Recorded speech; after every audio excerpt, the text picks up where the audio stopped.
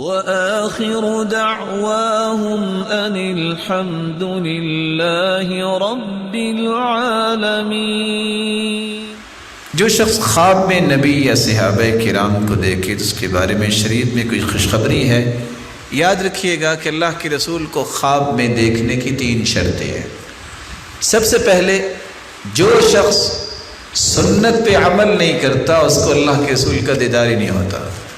جس شخص کے علم میں نہیں ہے کہ اللہ کے پیارے پیغمبر کا چہرہ انور کیسا تھا، وہ حالات کو جانتا نہیں، وہ پہچان ہی نہیں سکتا کہ میں نے دیکھا کیا ہے۔